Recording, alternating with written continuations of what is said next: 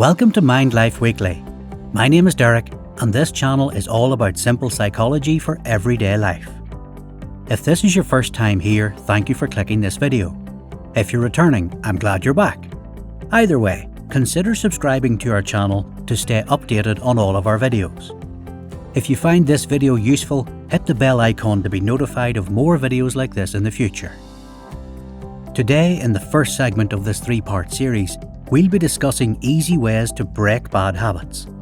Since this is a more comprehensive video series, there will be timestamps in the video description if you wish to skip ahead to a certain section. However, it is recommended you watch the video from start to end. Without any further ado, let's begin. Understanding what a habit is. Mahatma Gandhi had a compelling message on habits and destiny. He once said, "Your beliefs become your thoughts become your words become your actions become your habits become your values become your destiny." Humans must be mindful of their beliefs, thoughts, words and actions.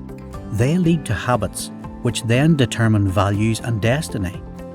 Therefore, people should be careful of what kind of habits they entertain in their lives.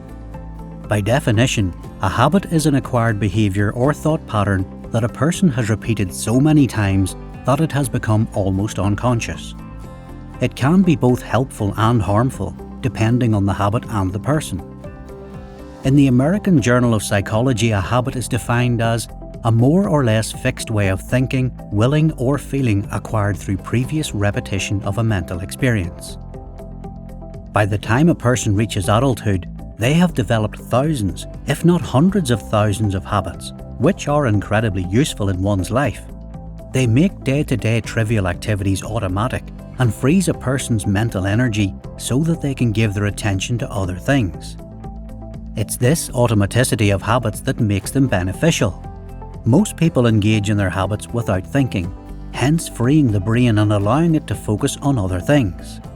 In the case of good habits, the person exhibiting that particular habit creates a positive, ingrained forward motion without exerting too much effort to think about it, saving energy to focus on things that need more attention. Unfortunately, the same is true for bad habits. People continuously engage in these negative behaviours without too much thought and without an immediate realisation of the damage it can cause to their personal lives, careers and relationships. It is essential to have apt knowledge about habits, particularly bad habits, in order to have the capacity to break and replace them with good habits that will create a betterment in your life. This video will focus on the easiest ways to break bad habits for good. However, before one can break a bad habit and completely destroy it, to regain their freedom and the ability to move on, it is vital for them to have a thorough understanding of what a habit is and realise that most habits are actually really useful. Positive and negative habits. Chris Jamie wrote, "An overindulgence of anything, even something as pure as water, can intoxicate." The key things to remember are moderation and wisdom. One must know when a habit becomes too much and be wise enough to stop it before it becomes damaging and detrimental. Driving, getting dressed in the morning, undressing in the evening, and washing are all part of a person's everyday habits. Exercising, writing and thinking are also habitual and become part of a person's routine. These are good habits because they create or cause something positive in an individual. They can change a person for the better. These habits are very useful because the unconscious mind takes care of them, thus freeing the mind to do and think about other things. Good habits thrive behind many of these positive changes and benefits. These repeated actions help a person to create change in their daily life. This can be empowering to anyone. Whilst getting dressed in the morning, you can plan your day. Whilst driving to the office, you can think about that thorny problem at your side and how to resolve it. Whilst you're having dinner, you might anticipate watching a movie or a show with someone you love. These are just some possible instances to show that a person's mind is free to do and think about other, more important matters when one does something habitual. However, some habits are not all that good. There are habits that are neither positive nor create anything positive. Fortunately, most people outgrow these habits as they grow older and mature. For example, many toddlers have a habit of painting or scribbling on walls. Thankfully, they outgrow it when they start going to school, because they discover other activities where they can express themselves creatively. Children also often have a habit of biting their nails, pulling hair, or biting their playmates when they're angry. They naturally outgrow these habits, which would have otherwise become self-destructive if they continued into their adulthood. Psychologist and writer Patricia Farrell gives hope to anyone battling with bad habits. She wrote this regarding habits: "The more you do it, the more difficult it is to get rid of it. But every single bad habit can be broken." Let's look into some of the possible circumstances that might happen if a bad habit sticks. How can a person break it? How is that habit created in the first place? And what function does it serve to an individual? The impact of bad habits. Bad habits interrupt a person's life and growth. They can prevent them from accomplishing their goals and realizing their dreams. They can also jeopardize one's health, both mental and physical. These habits also waste time and energy. Despite all these facts, people still engage in bad habits. Why do people still do them? And most importantly, is there anything one can do about it? Before we find the answers to our questions, the first thing we should realize is that every habit at some point had some importance to us. Otherwise, we would not have done it in the first place. It is best to understand that every habit, no matter how destructive that seems on the surface, has some positive purpose underneath it. Let us take nail biting as an example. One might ask, what is the point of doing that? How can that be a positive habit? Nail biting does not occur all the time. It usually happens more frequently when people feel nervous or stressed. In a way, the act of nail biting relaxes a person and calms the nerves. Nail biting is a physical release of the fidgety feelings a person feels inside. For someone, especially a child who does not know how to cope with a particular situation, nail biting reduces their levels of anxiety and worry. As they grow up, they would have mastered the skill of replacing negative habits with healthier and more positive ones. For instance, instead of nail biting to control stress, a person could use a more creative way of self-expression, such as writing, visual art, or even exercise. Aside from being proven and tested to also release tension and anxiety, these habits are also better because they help the person grow. However, sometimes the problem lies in the fact that the unconscious mind has not quite caught up yet with the person's new way of thinking and doing things.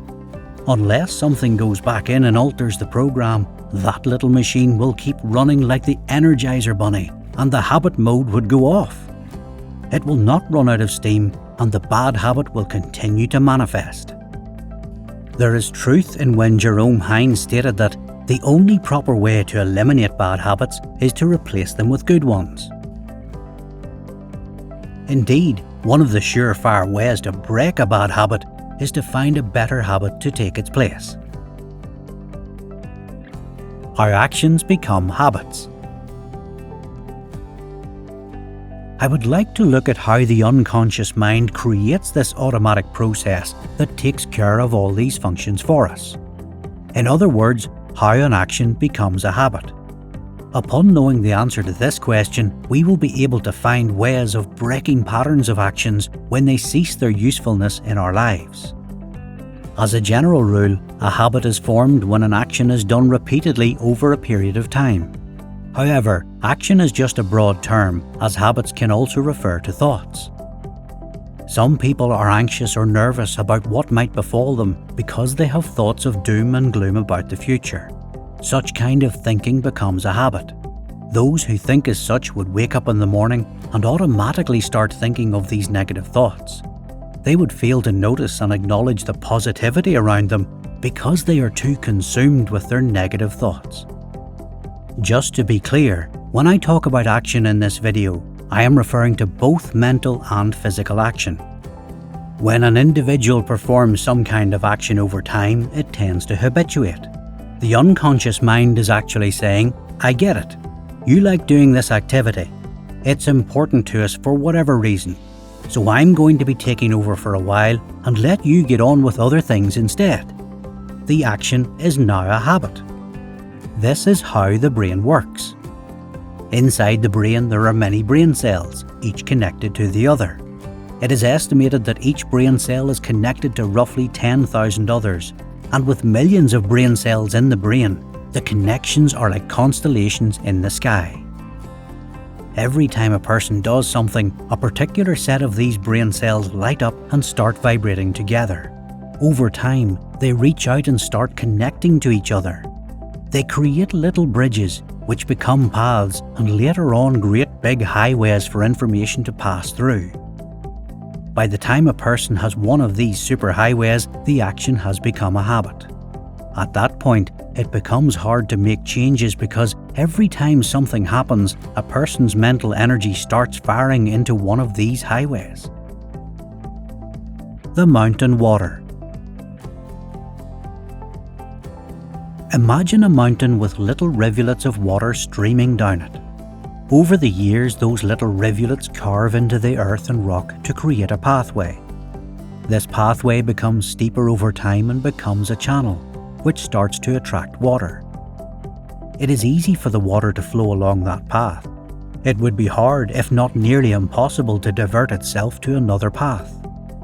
As time goes, those channels of water become streams, and the streams become rivers.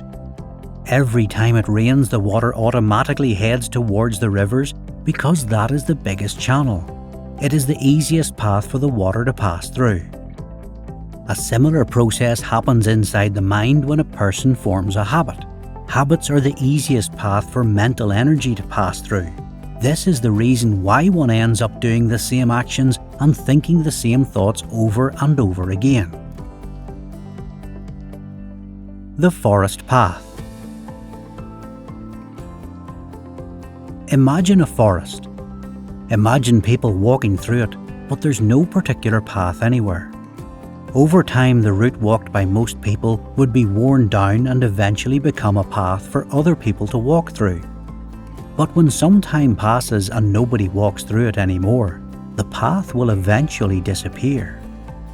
This is exactly how habits are formed and forgotten in the brain. Each time one thinks or does something, it fires one of the connections, the pathways in their brain. Similar to the path in the forest, when a person thinks and does something often enough, the thought or action becomes cemented in the brain. It becomes easier and easier to find. When there are strong emotions involved, the path is set up quicker, akin to a bulldozer driving through the forest. This makes it easier for actions and thoughts to become habitual. The good news is, just like the forest path, if a particular habit is not used often, the habit starts to fade. Plants and grass will grow over the path, making it harder and harder to find. Over the years, the path will eventually disappear. It is the same with habits. Breaking the habit. Swami Satchidananda wrote in the Yoga Sutras, "If you do not pour water on your plant, what will happen? It will slowly wither and die." Our habits will also slowly wither and die away if we do not give them an opportunity to manifest. You need not fight to stop a habit, just don't give it an opportunity to repeat itself. This insight is the first clue on how to break any bad habit. Inside a forest, if you want to stop people walking down a path, the simplest thing to do is put a sign that says, "Do not enter." Post it at the entrance so people who come to that place would say, "Oh, I can't enter. I guess I better find another way." Or better yet, to avoid temptation altogether, instead of posting the sign, why not just disguise or hide the path? Bushes and trees can be planted at the entrance so that people would no longer be able to find it. Passerbys would then look for a different path. The same thing happens inside the mind. Every habit is triggered by some kind of event. Nail biting, for instance, is triggered by stress. In this case, stress causes the habit. If a person would never feel stressed again, though this is very unlikely, there would be no trigger for their habit. The habit will never occur because nothing will fire it or cause it from occurring. We know this intuitively. When you get stuck in a rut, let's say an office where everyone makes you feel angry, upset or intimidated, in time you would realise that there are triggers everywhere you look. The look your boss gives you, or even the sound of the phone ringing, there'll be something that could fire off a bad habit. Eventually you'll have had enough and say to yourself, "I've had enough. I'm going somewhere else." Then you quit your job and move into a different office, which turns out to be a much more delightful place. Even the ringing of the phone sounds like fun. What did you do? You removed yourself from an environment which triggered your mind down a negative route. Doing so produced better results. You felt better, and all those negative habits you once had never came back. Another possible thing to do when stuck in a rut is to build several paths of the same trigger. With several options available, the mind becomes perplexed and now has to choose. Hence, the habit no longer becomes automatic. When one reaches a crossroad and sees all these different paths, one of which of course is nail biting, the nail biting path becomes a narrow path. Exercising becomes wider and easier to follow. The person would then be more likely to choose exercising over nail biting. What if, instead of leading down the same path, the trigger had a detour? Despite having the same trigger, there would be a different response. Let's take the case of a smoker at a party. Many smokers love to have a cigarette when they drink something. They can be a non-smoker in every other situation, but each time they attend a party and someone offers them a drink, their smoking habit is triggered. They reach a crossroad, not wanting to smoke, but feeling the need to do it. Now, what if no one offers a drink? Or what if the person rejects the drink being offered? Or better yet, what if despite having a drink and feeling the urge to smoke, the non-smoker just takes 3 deep breaths instead and feels a wave of freedom wash over them? Do you think that person would still smoke? No. The trigger is still there, the drink still exists, the party is still ongoing. However, when the person chooses a different path, it would lead to somewhere totally different. At the crossroads, when the individual rejects the smoking path and chooses the healthy breathing and socializing path instead, the individual is not giving in to the bad habit. Conclusion. Every habit has an important and useful function at the unconscious level. Punishing yourself for not changing a negative habit feeds more energy into the habit and just reinforces the pathway. In other words, beating yourself up for failing to change a bad habit is just reinforcing it. In our next video, we will focus on how situations and events can trigger certain types of habits. You will learn actions do not come out of nowhere. Everything we do is motivated by something. We will also take a look at emotions, as every emotion drives a certain type of behavior. Just remember the following formula.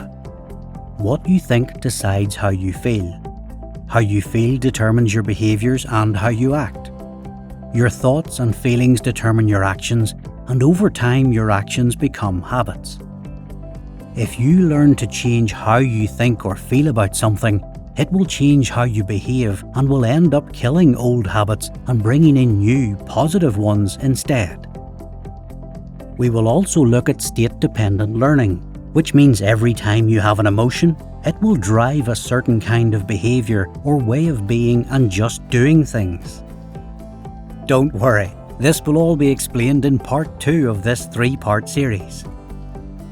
I hope you learned something valuable from our video. That's about it from me. Mind Life Weekly will continue to have more discussions on the key principles of breaking bad habits, as well as simple guidelines and easy steps to break bad habits for good. So stay excited for the next fascinating video. As always, thank you for watching. If you enjoyed this video, show us your appreciation by tapping the like button on your way out. And remember to subscribe and hit the bell icon to stay informed when our next video is released, which will be much sooner than you think.